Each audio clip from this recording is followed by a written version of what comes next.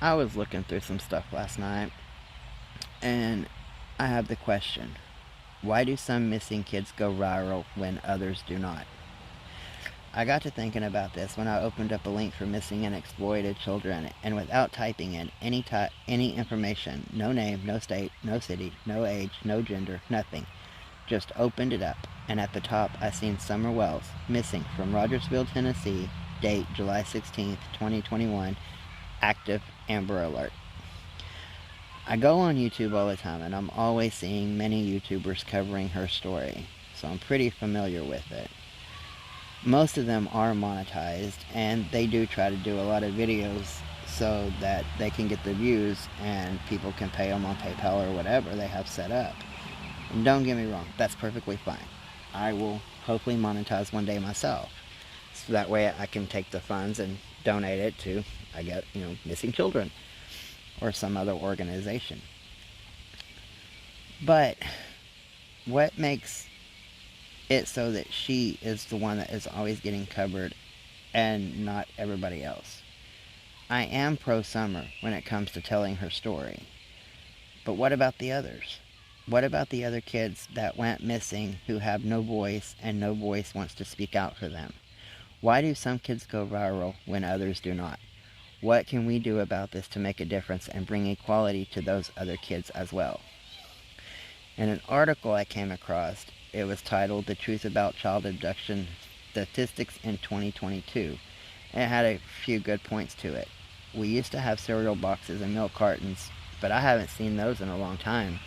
There aren't children posted on them anymore, or at least not around where I live. I have not seen one since I was probably like around 7 years old, and I'm now 42.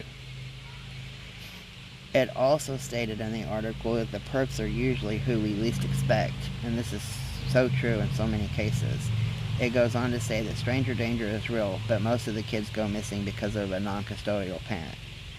It also said that 8 million kids go missing each year. 2,300 are reported missing each day. Stranger abductions happen less than 1%. Parent abductions are at 90%. In 2020, 400,000 youth were abducted in the USA alone. Every 2 minutes in Europe, a child is reported missing. In 2019, Turkey had an abduction rate of 14.86 cases per 100,000 people. In Europe, 1/3 of the missing children were found by the police. General statistics for the missing children. A lot of abductions do not get reported. Around 8 million are reported missing worldwide each year. The most recent report says that the USA accounts for 800,000 per year. In 2020, there were 178,747 teen males kidnapped, and the girls in 2020 were 209,375 cases. The higher the age of the person, the less likely they are to be kidnapped. For example, 160,000 adults, both male and female combined, were abducted in 2020. Teenagers are the most likely victims. The press is more inclined to cover cases of children under the age of 12. Victims between ages 12 and 18 account for 80%. More than 99% of the children are reported to have been returned home. It is also reported that 40% are killed by the person that took them when a stranger is involved in the abduction. Fear of human trafficking, child abuse, pedophilia, and other scenarios are very real, and the impact is devastating. 91% of the missing cases are teen runaways, and family abductions make up 5%, and the FBI reports that over 10 years, 350 children were abducted annually by strangers despite the high-profile news coverage of many cases. 7,057 have been abducted by strangers, and they make it back home. But the stranger abductions are the most difficult to prevent.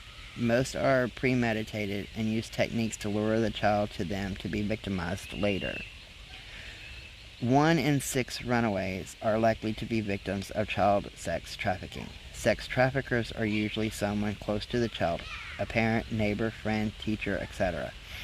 71% of non-familiar abductions usually happen on the way to or from school. Almost all kids abducted by strangers are taken by men. Abducted children often come from low-income households with divorced or separated parents. Average 84 in 1,000, while married families range 9 in 1,000.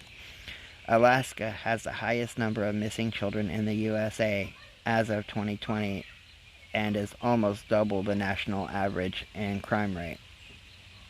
So with all these cases worldwide, I'm left wondering why and when don't the demographics add up to get it automatically pulled up to Summer Wells.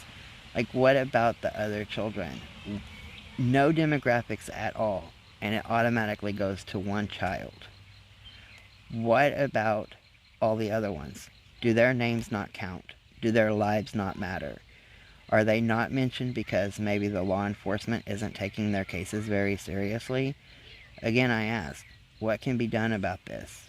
I will be uploading further videos on this topic.